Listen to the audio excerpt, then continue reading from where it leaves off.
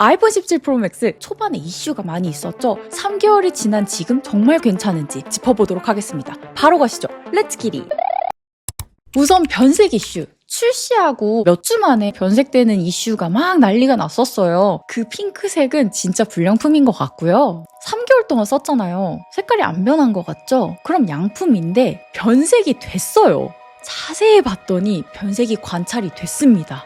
굉장히 운이 좋게 관찰할 수 있게 됐는데요. 여기서 잠깐, 원래 대부분의 제품들은 쓰다 보면 변색이 되긴 합니다. 특히 자외선이나 습도, 화학약품 같은 거에 노출되면 훨씬 심하고요. 아마 이런 투명 케이스가 노랗게 변색되는 건 다들 보셨을 거예요. 이거보다는 훨씬 덜하지만 그 알루미늄이나 티타늄 재질에서도 변색이 생기긴 하거든요. 9월 말부터 이 폰을 쓰면서 별 생각 없이 이 반만 가려지는 서드파티 케이스를 쭉 써왔거든요. 카메라 있는 쪽만 자외선을 더 많이 받겠죠. 리뷰하려고 케이스를 딱 벗겨서 봤는데 뭔가 미묘하게 라인이 보이는 거예요. 오염인 줄 알고 엄청 빡빡 닦아봤습니다. 알코올로도 닦아보고 이것저것 묻혀서 닦아봤는데 안 닦여요. 아주 미세하지만 변색이 생겼습니다. 워치 여름에 오래 차면 태닝 라인 생기듯이 살짝 탄 그런 느낌이에요. 그러면 이 케이스에서 또 노출되는 부분이 어디 있나 하면 이 충전 포트 쪽이거든요. 충전 포트 쪽도 봤는데 이쪽은 경계가 딱히 보이지는 않더라고요. 그 말인즉슨 자외선 때문일 가능성이 더 높다고 생각이 돼요. 왜냐하면 밖에서 폰을 이렇게 놓는 경우는 없잖아요.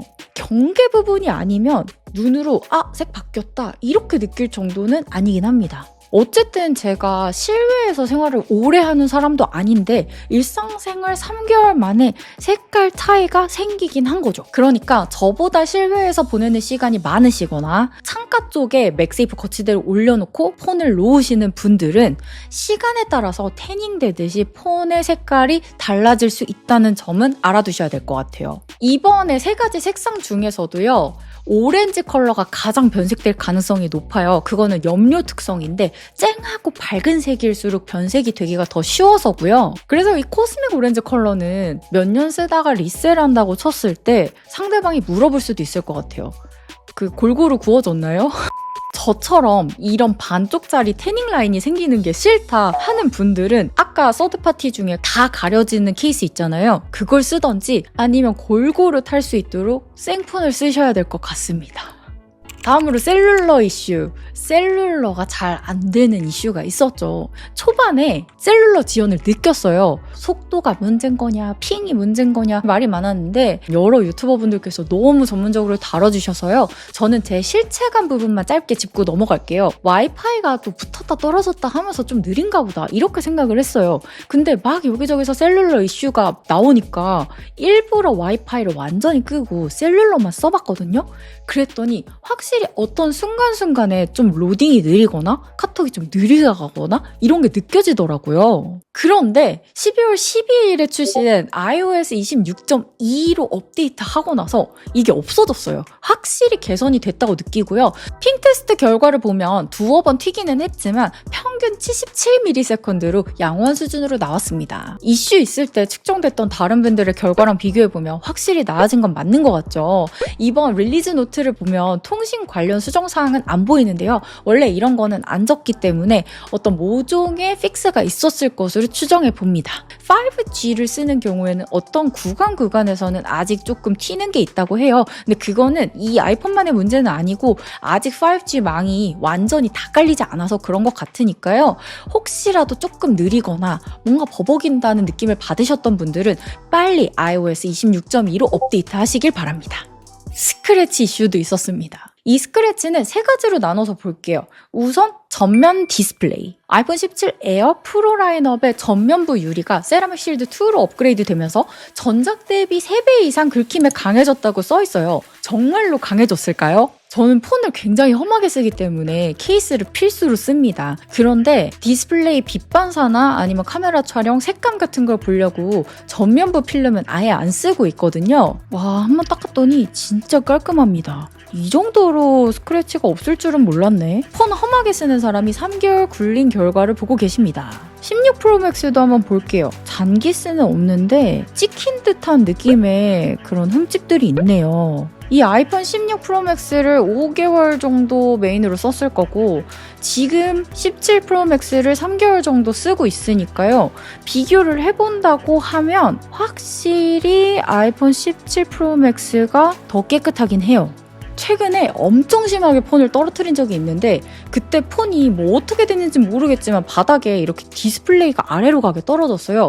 근데 하필 제가 다음 발을 디딜 자리에 떨어진 거죠. 이 위를 밟은 채로 앞으로 쭉 미끄러졌어요. 사람들이 막 지나가니까 태어난 척 일단 주웠지. 근데 속으로는 제발 어떡하지 이러면서 앞을 딱 봤는데 무조건 깨졌거나 갈렸을 줄 알았거든요? 근데 너무 멀쩡한 거예요. 케이스 벗기면서 처음 봤는데 밑에가 구겨졌네요, 하우징이. 여기서 또 한 번 놀라는 거예요. 이 정도로 폰이 다쳤는데 엄청 작은 스크래치 하나밖에 안 났어요. 이거 진짜 말이 안 된다.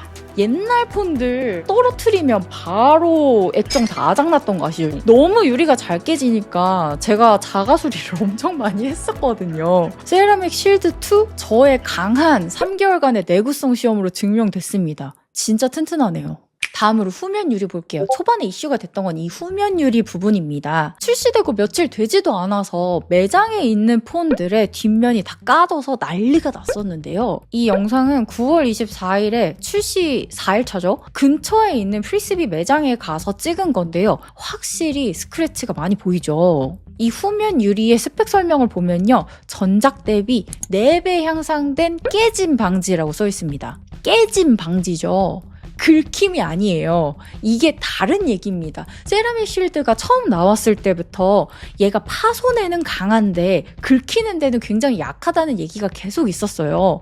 아마도 그런 부분 때문인 것 같은데요. 피 같은 월급을 모아서 샀기 때문에 여길 긁어볼 수는 없지만 다른 유튜버분들이 이렇게 칼로 긁는 영상들이 많이 있어요. 그거 보면 그 정도에도 버티더라고요. 주변에 케이스 없이 쓰는 지인들한테도 물어보고 제가 케이스 없이 썼던 이 아이폰 에어를 봤을 때도 유리 부분이 더 긁힌다는 느낌이 있지는 않아요. 근데 질감 처리를 매트하게 해서 스크래치가 좀 더 도드라져 보이는 것 같긴 합니다. 마지막으로 이 알루미늄 하우징 부분의 긁힘을 한번 볼게요. 그 떨어뜨렸던 부분에서 긁히면서 알루미늄부가 하얗게 보이긴 하네요. 디스플레이가 대박인데 진짜?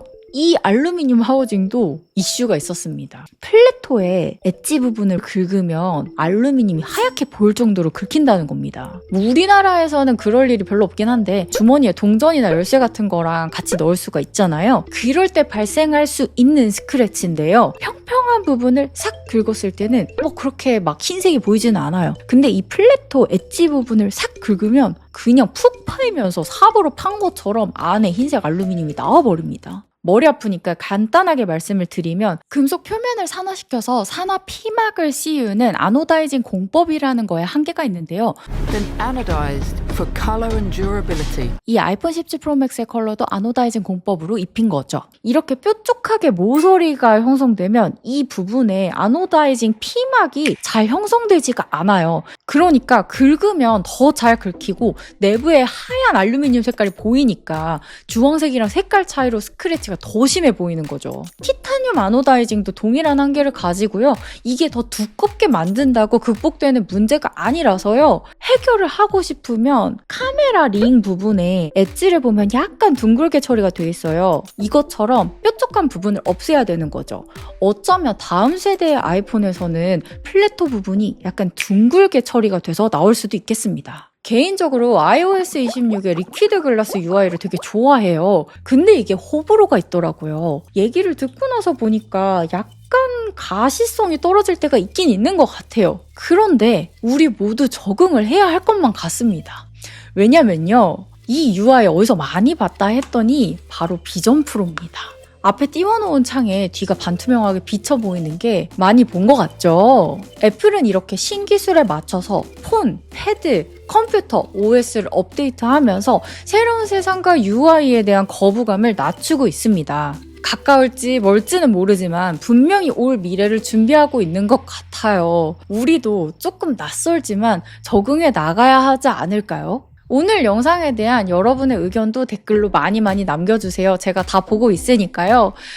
너무 오랜만에 왔는데 다음에는 뭐 카메라나 성능 그리고 iOS 이런 것들 다루는 영상으로 너무 늦지 않게 돌아올게요. 다음에 또 만나요. 안녕. 안녕.